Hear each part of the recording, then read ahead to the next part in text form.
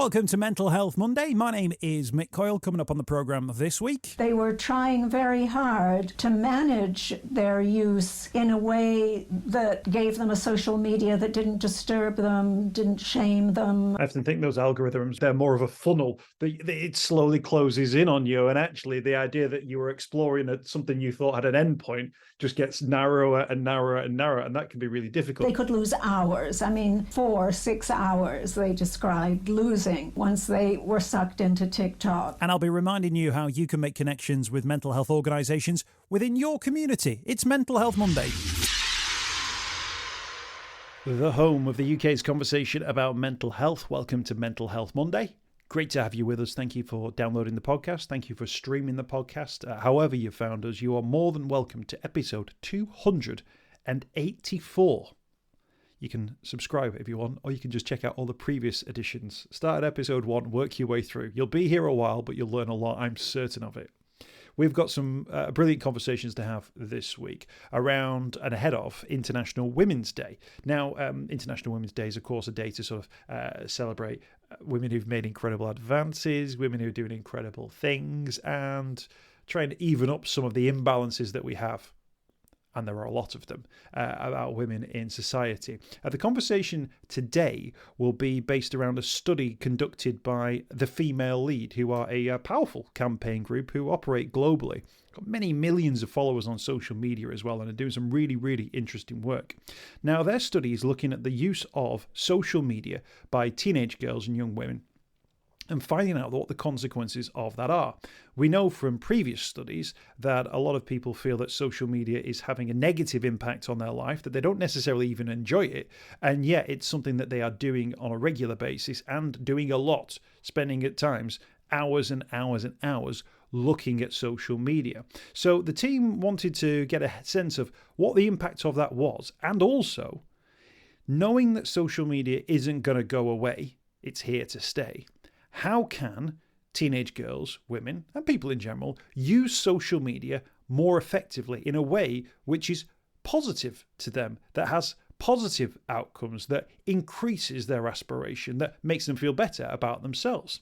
Now, this is all part of this campaign called Disrupt Your Feed, which is about saying use social media on your terms. It's not there as a window to a world which you can't be part of. It's a tool which you can use to inspire and enhance your own world. I think it's really, really interesting what's been set out. I'll put a link to some of the info around this in the notes to the podcast so you can get your head around it as well. But it just goes to show you yourself can take steps around your social media, who you follow, who you choose to follow, and how you can take the lead in your own social media feed. Full credit to the Female Lead team. Let's have that conversation from an academic point of view now with Dr. Terry Apter, who worked alongside the Female Lead to bring this study to life. And actually, as you'll hear from this first response, Dr. Terry's really passionate about this. It shouldn't make a difference if you're listening to this on the go, but I just wanted to preempt anyone emailing me going, what was that problem about? It's not an issue, don't worry. Dr. Terry set out how she approached the Female Lead and got involved in the project. Well, my interest in this particular project and my involvement in this particular project began when Edwina Dunn, the CEO of the Female Lead, came to Cambridge and presented a paper in which she was showing really interesting data on the way that teen girls in the UK used social media. So it was disturbing, as often we're disturbed by what we hear about teen girls and social media. And what she showed was that most girls in the UK have a very narrow range of adjectives they use to describe themselves and their interests, and their focus, at least on social media, is very narrow. They're very interested in boy bands, in fashion, in lifestyle, in some kind of music, but it seems very limited, and actually it's more limited than boy teens' language on social media. They're more aware of a range of things that they might be and they're interested in. But within this, rather gloomy story of how girls were talking about themselves and their interests on social media and who they were following. They were mostly following male influencers. There was 10% of teen girls had a much broader vocabulary, so they would use things like tech, chair, aspiration, lawyer, CEO, things that indicated a wider range of aspirations. And another difference with this 10% was that they were following several high-achieving women, that those were the profiles that attracted them, more likely to attract them. And, like all of the audience, we were very, very interested in this and thinking about how to take it forward. But all we had at that time was a correlation. We had some girls are indicating a, more robust sense of self and interest in social media, and they're following high-achieving women. So were these in any way linked? You didn't know. That it could be that that 10% of girls were so different in some ways that these were two differences that may not be related, or perhaps they were connected by some third variable. So I approached Edwina, whom I'd already met on a number of occasions, but I was very focused on the project at this point. I'm not sure how polite I was. I said, if you want to take this forward, this very interesting stuff, but it's not enough. And if you want to interest educators and parents and teen girls themselves, let alone legislators, you need something that shows there is a link between these two things. So I propose that we trial an intervention. Let's take just a random sample of girls. I mean, not random across the country. We had to deal with what schools would give us access to these girls, what girls would accept participation in this, would agree to participate in this. But we would get to know them. We would find out what their interests were, how they looked at social media, how they used social media at the time. And then we would say, can you do just one thing? Can you follow 4 or 5 profiles of women we send you? And these were tailor-made lists for them, for their interests. We wanted to know, not what we thought they should be interested in, but what they were interested in.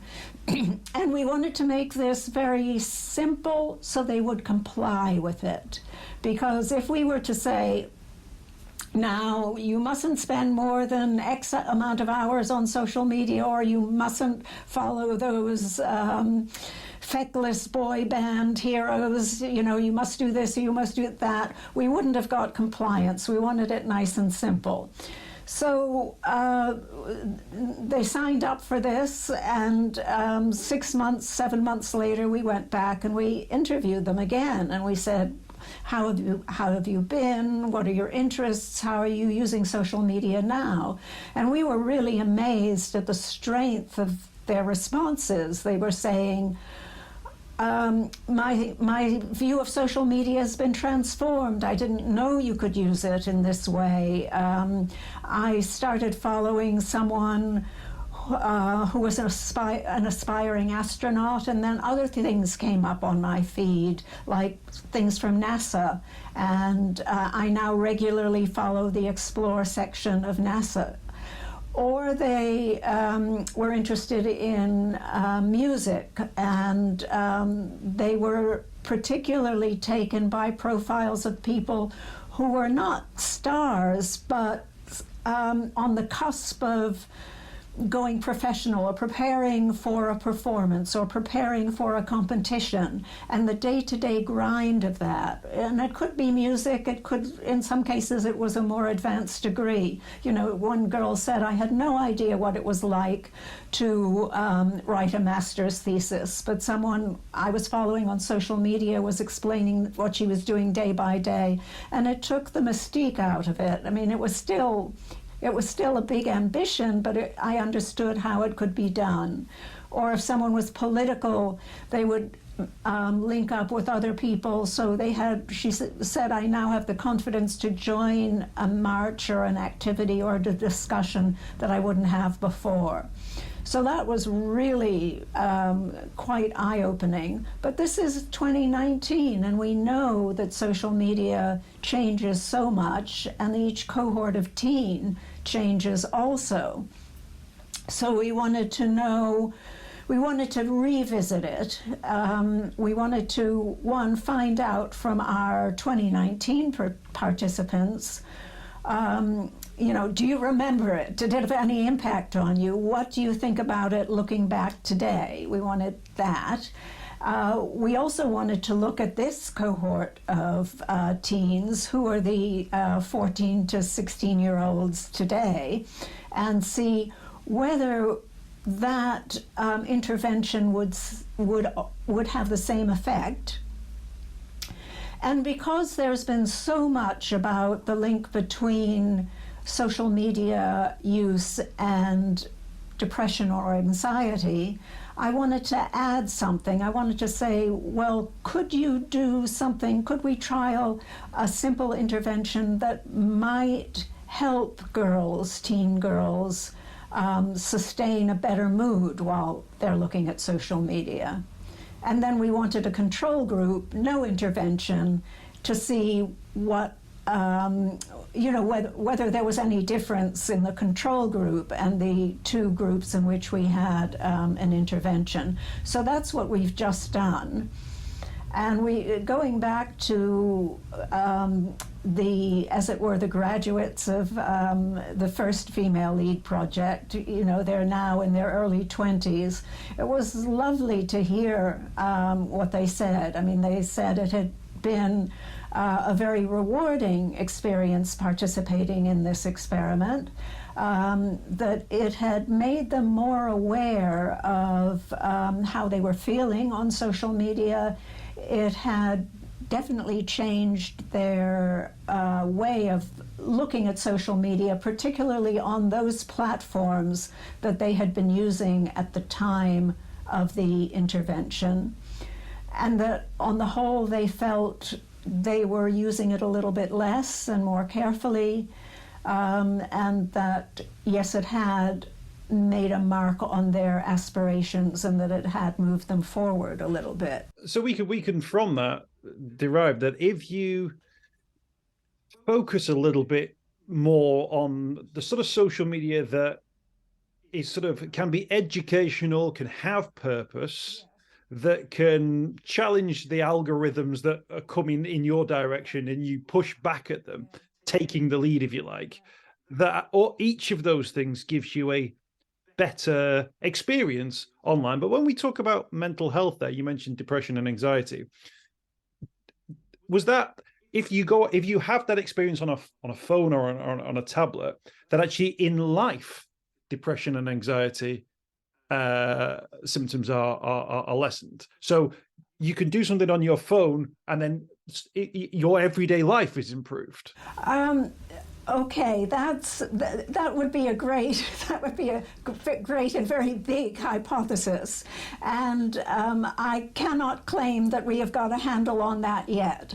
What we wanted to approach in this more recent project was to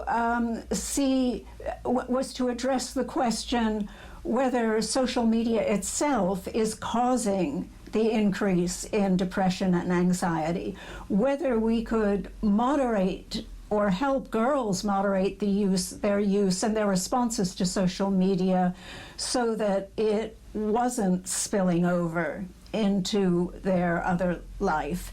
And, that itself is a big thing with, many variables, many ways of testing it, many possible outcomes. And what I would, and I would say we've taken one step in that very complex picture by saying what we have found in this second project is that teen girls welcome being questioned or being prompted to think about their moods when they're on social media. It helps them understand what their feelings are and whether something's getting them down. They like having access to a range of emotional terms that will help make sense of their complicated feelings. And we learned from them how complex the relationship between mood and social media is, because what they noticed was that how they were feeling before they went on social media affected how they were viewing social media. So if they were down, at a low point and they looked at Instagram, then they could be pulled down in mood further by glamorous images of anyone, from friends who they knew weren't really glamorous. It didn't matter, just that glamour picture was enough to think, I'm not what I should be. But if they were feeling up when they went on social media and saw exciting, glossy pictures, they would think, I can be like that too. So I think it's a reminder, I hope it's a reminder that does its work to other researchers that it's not enough just to correlate social media use and mood. You have to understand how these interact.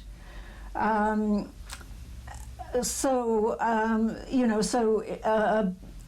a big question about social media's link to teen depression and anxiety. And there are many people who say, we have proof that it's social media that's causing this. And I'm saying, just this very simple exercise shows you it's not as simple as you think. And you can waste an awful lot of research time, if you don't take that on board. I wonder whether or not what this study does, it embraces the fact that although some people can see the negatives around social media, I think there's a female lead survey that says something like 3 in 5 women say that maybe the world will be a better place if social media didn't exist.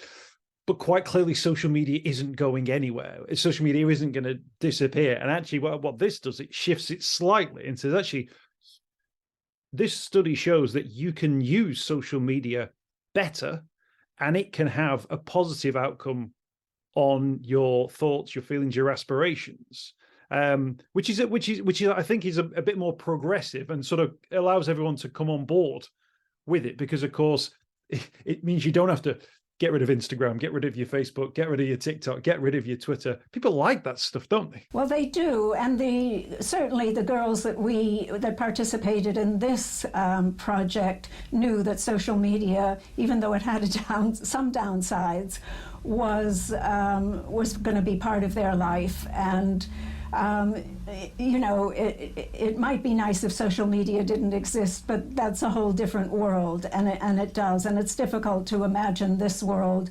without it. But what we also discovered, quite distinctive of this cohort, was they were already aware that how they used social media would affect the algorithms and what came up on their feed. I mean, they used the term algorithms, and some of them did decide to delete an app. I think TikTok was the worst, the most dangerous in terms of hoovering up time. Just that passive scrolling they could lose hours. 4-6 hours they described losing once they were sucked into TikTok. But one of the points you make is we're saying there are things you can do. It is amazing how heavily the research, from the Royal College of Psychiatrists down to anything else, asks what are the harms of social media. What we need to know is what the harms are. And yes, of course you do need to know that, but why is no one saying what are the real benefits? And also, how are the girls themselves trying to manage their social media use so that they're getting benefits rather than harms? And we found that this cohort of girls were very thoughtful about that. They were trying very hard to manage their use in a way that gave them a social media that didn't disturb them, didn't shame them, didn't put their reputation at risk, and didn't get them down. But they could only go so far. They were aware that they were up against really big beasts who were out to sort of explore their weaknesses or their foibles, they sometimes called them, and to lure them in so that they were just passive scrollers. They found that a very unhealthy experience. I mean, sometimes difficult to disentangle themselves from it, difficult to step away, but it was a much less positive experience, just passive scrolling, than actively searching for things that interested them. I often think those algorithms are a little bit like, people imagine they're a tunnel that goes down because you like gardening, that you're going to see more gardening pictures. But I tend to find rather than a tunnel, they're more of a funnel. It slowly closes in on you. And actually the idea that you were exploring something you thought had an end point just gets narrower and narrower and narrower. And that can be really difficult. But can I ask you this, Dr. Terry? How were you able to identify, or what were the signs of a profile or someone on social media that you, as an academic, could say, right, this is a positive person, this is an aspirational people? What were those rules that you set that our listeners can set as well for themselves when they see someone online? Okay, sure. So we had a set database for healthy profiles, and that database is the female leads database of what they call female lead role models.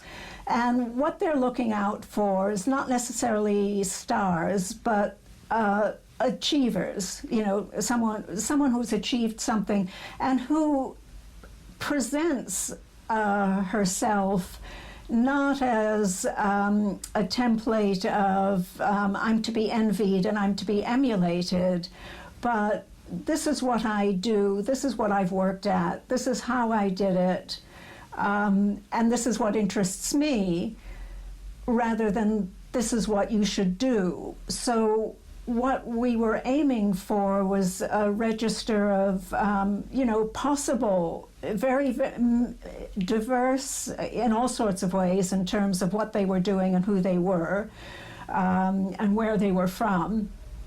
And this was just to say, here are some possibilities, not here are some icons. That was very important. I mean, the idea of role model is double-edged, because a role model is someone who helps you aspire to what you want to do, but a model is somebody who says, this is how you should be, I'm perfect, and this is, you should aspire to this. So we wanted role model in the first sense of just saying, this is what's possible, take a bit of it, take a bit of what I do, leave a bit of it behind, and I'm not perfect, and I've had rough patches, and, I'm still working at it. So that was the type of thing. And as I say, we had a ready-made database, but that isn't the complete set of profiles that would do in this case. It does make me wonder, in those circumstances, positive role models, people who are genuinely doing interesting things, who are real, who are authentic, and whose stories, when you hear them, makes you feel positive about yourself, your own aspirations. And yet, the social media trend that we start off with, if you like, is there's another story. There are people who are the airbrushed types, the fake celebs, the reality stars who will say, "Look at me, I've been given this money to tell you to drink this drink," or whatever it would be. It would strike me that as a human being, you would think automatically we would go to the former. We would look for the genuine people. We would look for the aspirational figures. And yet we've fallen into the traps of maybe following the people who offer us a little bit less. And I wonder what that tells us about us as human beings. What are we looking? Are we looking for something that is an easy fix, or something that offers us a short-term hit, if you like, but doesn't give us that long-term positivity? Yeah, so it's an interesting question. Why are we attracted to the less healthy than the healthier? That's a much better way of asking that question. Yeah. So, and I can't answer that, but I think the big beasts who run those platforms must know the answer to that, or at least they know that there is a tendency to find the easier, the simpler, but the less comfortable, the more enviable. There is an attraction to that, and if they really do want, as they say, to make social media a safe, healthy place for the young people who use it, then I think it would be amazing if they would take note of what the girls themselves are trying to do, what they're aiming for, what they see as less healthy and more healthy, and also of the studies we've done, and they would make use of that rather than sort of sit back and think,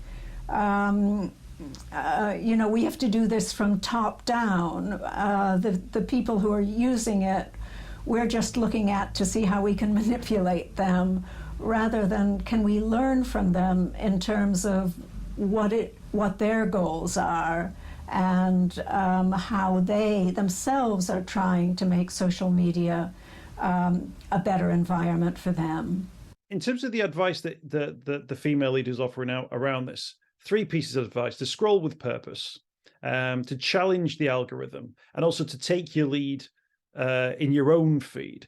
I wanted to ask you, Dr. Terry, for people who are listening to this now, who then turn to their social media, what are those things who are those people that they should look for? What are those questions that they should ask of that feed, of those people that they're seeing, about whether or not they need to take some of these steps and get some of the benefits that can come from taking these steps? One, is this getting me down? They can ask themselves that. How is this making me feel? Am I looking for something? And if so, what am I looking for? What do I want out of this? And if it is just passive entertainment, then time yourself, because, we all need to blank out, zone out, but we don't want to do it for 4 hours. We want a little reprieve. So think about what it is you want to do, and find out whether there are other people who are doing that, and whether you can learn from that. I think one thing to think about when you're following role models or following profiles is, am I just starstruck saying they're perfect and I'm not? Or are you saying there's something I can learn from this? There's at least one step I can take as a result of watching this or seeing how they do things. And also making sure there's nothing that really gets them down. They should think, how am I feeling going into opening up my social media, am I okay? And is this something 5 minutes later, 10 minutes later that is pulling me down? Or, am I on top of this and still driving what I'm seeing and feeling okay? Because there is no point whatsoever in following profiles that are making you feel worse about yourself. It really serves no purpose. How do you feel overall about social media, Dr. Terry? When you've interviewed those people, you've heard the wide-ranging spectrum of opinions that people have about social media. I don't know if you've got social media accounts yourself that you use or that you found useful. What are your thoughts about it from a personal point of view? I think that it's now impossible to say, what do you think about social media? Because social media isn't one thing. It is very much a matter of how you're using it and how you personally interact with it, and whether you feel you are able to control your feed. And if you're not, then you need another platform or another set of skills, or maybe even the people running the platform will help you design social media use so that it does help you. It would be really nice if we had evidence that those big companies were interested in listening to the people using it and learning from the people who are really trying to make it a healthier environment. I hope you've enjoyed this week's podcast. Thanks for checking out Mental Health Monday. My name is Mick Coyle. You can find me on Twitter at Mr. Mick Coyle. You can also find me, Mick Coyle, on Facebook as well. Don't forget, if you want to speak to somebody about your mental health, you can do so. The Samaritans, free to call on 116 123. You can find mental health services where you are. Just look for the Hub of Hope. Type in your postcode. It'll find those mental health services close to you. And for support in a crisis, you can text SHOUT to 85258. That's if you're experiencing a personal crisis, you're unable to cope and need support. SHOUT to 85258. That's a text line. Do get involved in those services. In an absolute emergency, always remember the number to call is 999. Thanks for downloading the podcast this week. We'll be back next week with more Mental Health Monday.